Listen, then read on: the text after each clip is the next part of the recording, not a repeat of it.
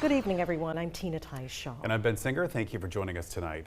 We do begin with some breaking news this evening. The Savannah Police Department has fired 6 employees after an investigation into their misuse of the flock camera system. That group includes 4 officers and 2 civilian employees. They were all originally placed on leave after a review of system activity found searches that were conducted for purposes unrelated to law enforcement. SPD's investigation determined the employees violated department policies for the use of department resources. Those searches involved personal connections and family members, and an instance where an officer gave access to the flock system to someone in another law enforcement agency. The names of the fired employees have not been released. A criminal investigation by the Georgia Bureau of Investigation is ongoing.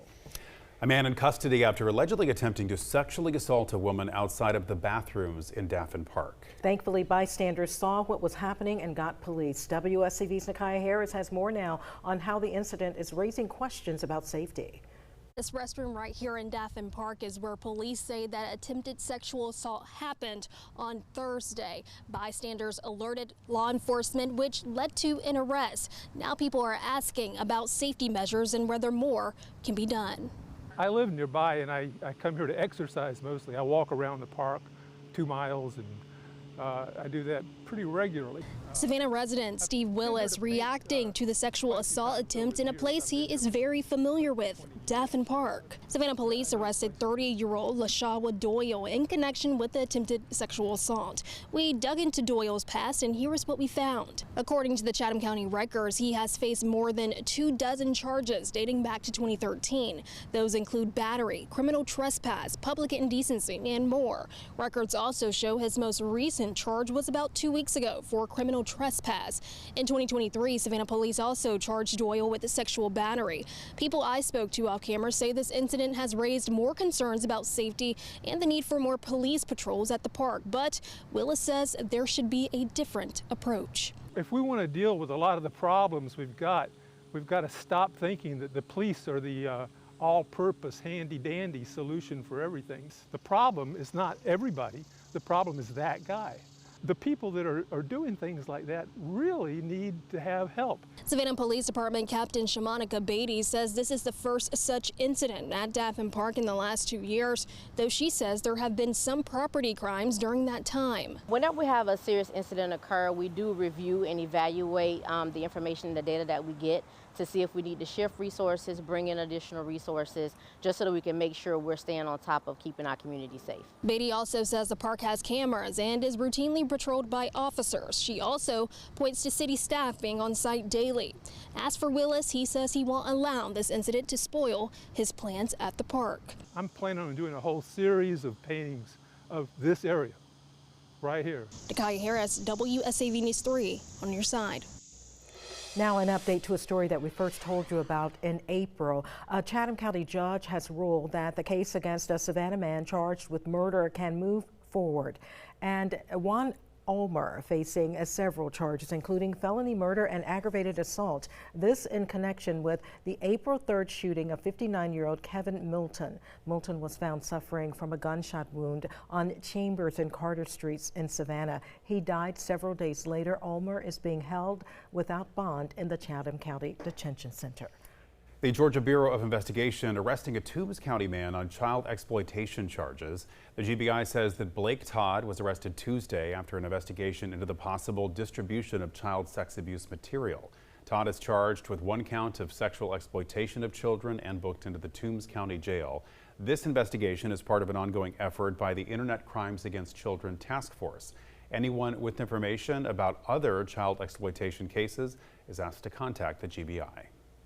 Chatham County District Attorney Shalina Jones will be the lead prosecutor in the Oglethorpe Mall shooting. 6 men are facing dozens of charges, including felony murder, after getting in a shootout at the mall in July of last year. A bystander, Tina Smith, died after suffering a cardiac event during the chaos. The suspects are set to appear in court September 21st for a motions hearing. WSAV is your local election headquarters. The early voting period for South Carolina's special Senate primary has now come to an end. Some candidates are making a push for support in the Lowcountry. Mark Sanford spent much of his day on Hilton Head Island and in Bluffton.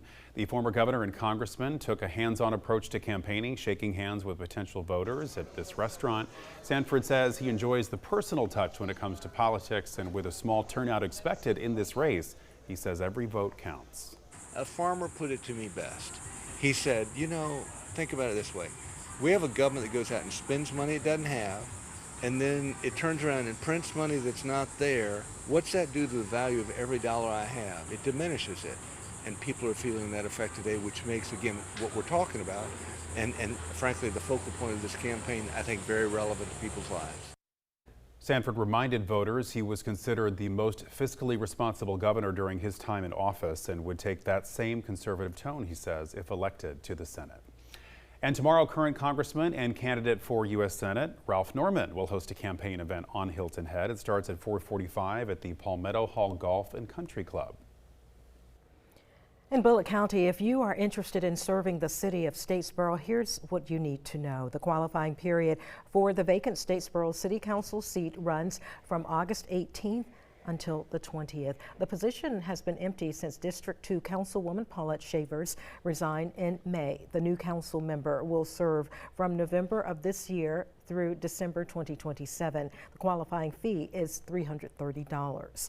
You can stay up to date with the latest political happenings in Georgia and also South Carolina simply by going to our website. Visit wsav.com/electionhq.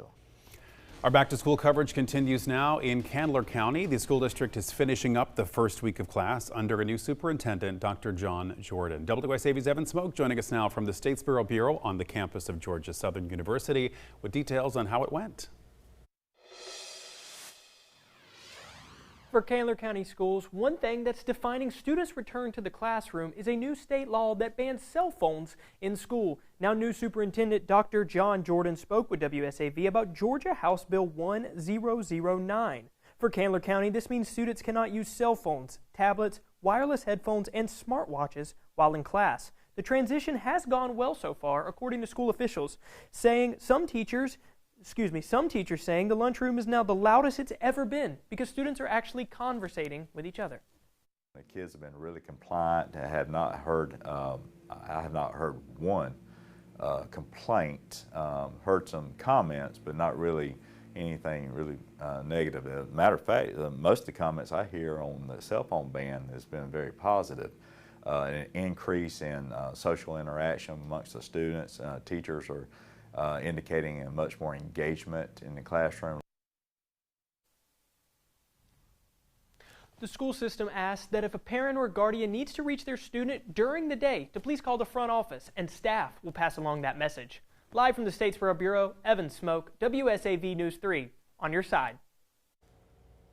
WSAV was the only station to take you inside the new Hilton Head Island High School during construction. Well, today, students, teachers, and staff officially kicked off a new era for island education with the first day of school. This is the first new high school on the island in more than 4 decades. Beaufort County's 2023 voter-approved bond referendum paid for the 3-story building. And staying in Beaufort County, elementary school students are back in class as well following the summer break. WSAV's Danielle Ruddy was there today as students filled the hallways to begin the new year. Beaufort County students are back in the classroom today. Here at Bluffton Elementary, teachers spent the first day getting students settled in and laying out expectations for the year ahead. And with classes starting on a Friday, leaders say students have the chance to get settled in before heading into their first week. We want them to be learning and be prepared for their future. We want to make sure we're setting a strong foundation when they walk through our doors. Which is why district leaders say supporting teachers is also a priority.